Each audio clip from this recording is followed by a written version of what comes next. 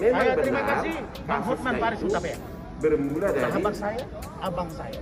laporan polisi Beliau sudah pencemaran nama statement baik. di Instagramnya. Ini Pencemaran nama kasus yang baik menarik, memang atas menarik Bang. Tapi yang abang, postingan-postingan kalau di tidak Instagram. tahu, tanya saya. Jangan komentari dulu Bang Hotman. Kemudian setelah Nanti dilakukan rame urusan. pencemaran nama baik, Saya pengen abang kalau mau komen, tanya oleh saya, penyidik, tanya informasi. Jangan akun katanya-katanya. Instagramnya dan Kalau menarik, emailnya dan ya. handphonenya Apakah ini disita. dua kasus? Tunggu dulu. Yaitu Beliau milik beranggapan dari ini dua terlapor. kasus, sah-sah saja. Setelah Tapi Bang pendapat Hotman dari saya ingatkan, pengadilan. tolong bicara pada konteks yang kalau belum tahu, jangan Timbul komentar. kasus baru Ini karena bukan katanya kasus yang ada menurut saya oknum, untuk lagi ada komentari oknum banyak pihak, karena ini kasus yang remeh-temeh. mengakses, Bang Hotman, ini kasus ada oknum yang remeh-temeh, mengakses saya yang tahu. Mau akun tanya, tanya saya. Instagram yang telah Jangan disita komentar yang oleh lain. Saya kira itu, polisi atas izin terima kasih, pengadilan. selamat siang. Cukup? Dan sehingga oleh penyidik. Halo Sobat Fakta Bang Pin, ketemu lagi dengan Bang Pin yang terus mengabarkan fakta viral seputar selebritas tanah air yang terus saja bikin berita dan dengan berita mereka tetap eksis di ranah media. Kali ini adalah soal pengacara dari Dr. Richard Lee yang kemudian menegur keras Hotman Paris Hutapea yang telah memberikan statement terhadap kasus yang ditanganinya. Ya, Razman Arif Nasution, seorang pengacara yang kontroversial ini kemudian buka suara atas statement Hotman Paris di akun Instagramnya. Nah, ini menarik karena mereka berdua adalah sama-sama pengacara kondang. Dan apakah ini akan berlanjut? Yuk kita simak kupas tipis-tipis dari fakta Bang Pin kali ini. Like, subscribe, and komennya ditunggu. Serta jangan lupa selalu ada doa dalam setiap lentikan jarimu.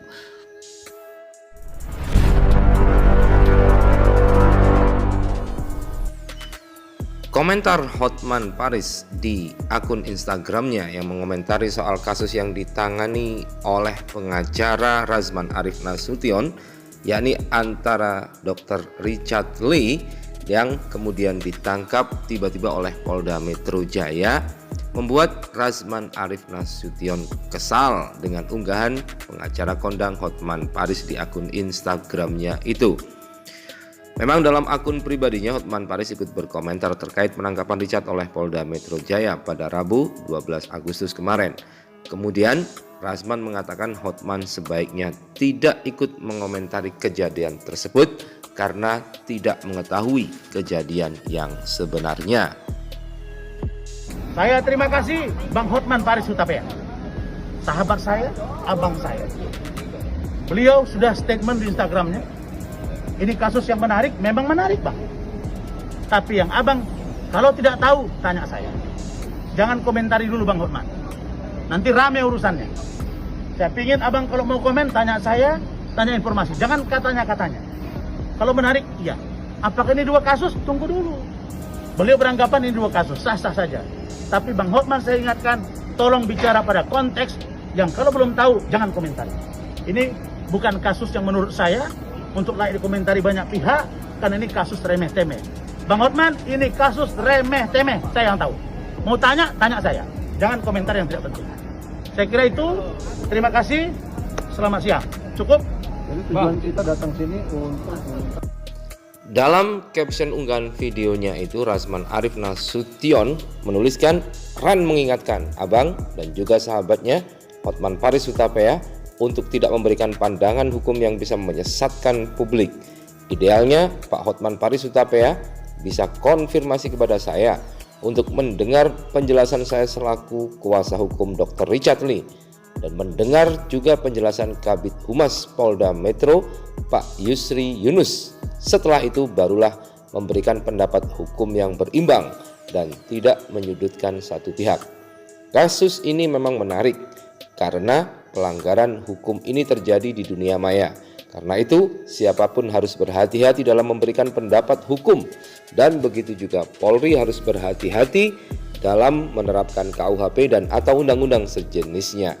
Insya Allah pukul 15 sore ini saya akan tiba di Ditkrimsus Polda Metro Jaya untuk bertemu Dr. Richard Lee dan mendampingi Dr. Richard Lee jika dilakukan pemeriksaan sebagai tersangka dan dalam kasus apa. Rekan-rekan advokat yang saya cintai, Mari kita sama-sama mengawasi jalannya kasus ini, karena ini tipologi baru dalam penegakan hukum yang memerlukan restoratif justice. Dan begitu juga teman-teman wartawan media cetak dan elektronik. Saya harap bisa meliput berita ini secara utuh dan day to day. Intinya, RAN selaku kuasa hukum meminta Pak Kapolri Listio Sigit Prabowo dan Pak Presiden Jokowi untuk menindak siapapun penegak hukum yang semena-mena dalam menerapkan hukum karena merusak reputasi pemerintah yang sedang berbenah dalam penegakan hukum di segala bidang.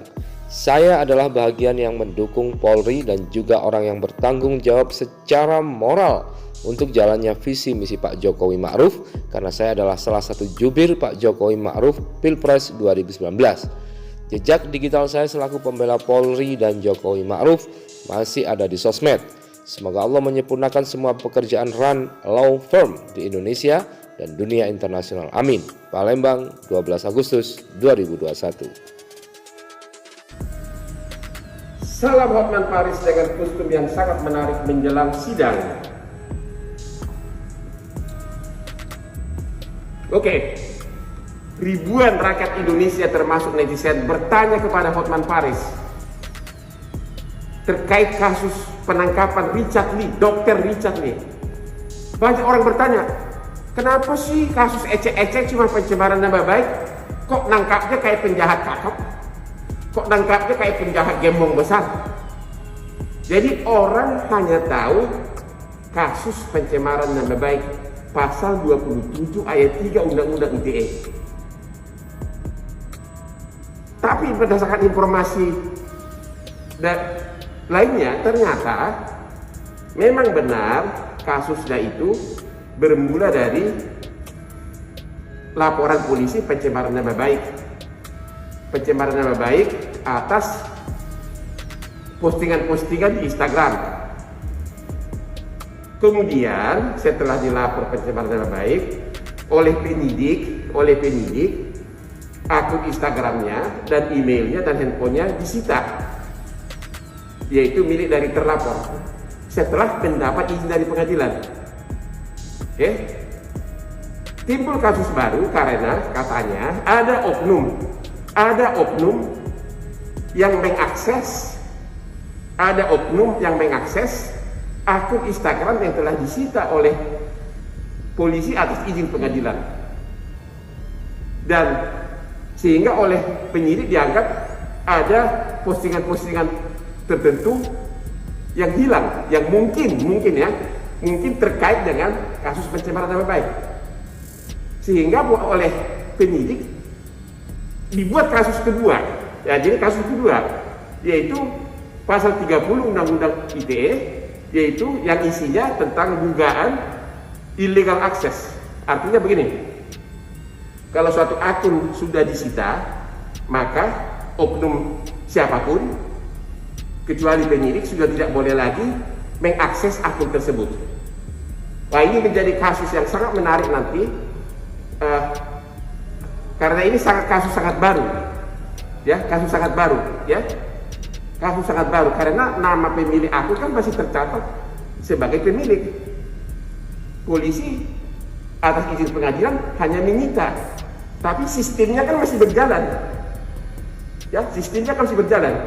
Apakah ini disamakan dengan seperti apabila suatu kejadian di suatu rumah TKP kemudian di polis lain? Kalau suatu tempat sudah di polis lain, contoh perbandingan ya, apakah orang masih boleh mengakses masuk atau memindahkan barang di dalamnya?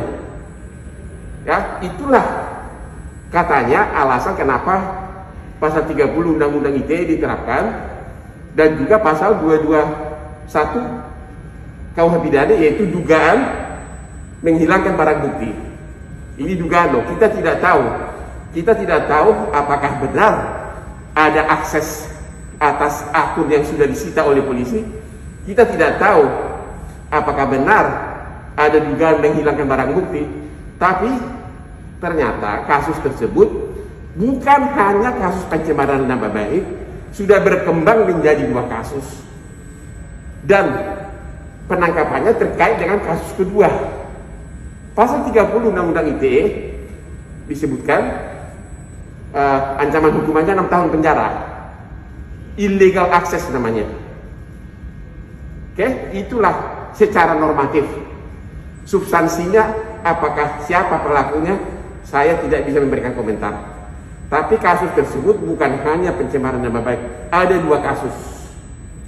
Dan mudah-mudahan Kabid Humas Polda Metro Jaya segera bikin konferensi pers agar masyarakat tahu kasus apa yang terjadi. Karena memang dari video penangkapan memang kelihatan sangat gawat, ya, sangat kelihatan seolah-olah kasus raksasa. Oke, ini ketentraman, sebaiknya Kabid Humas Polda Metro Jaya segera bikin press release agar masyarakat tahu kasus apa sehingga harus ditangkap. Salam Hotman Paris.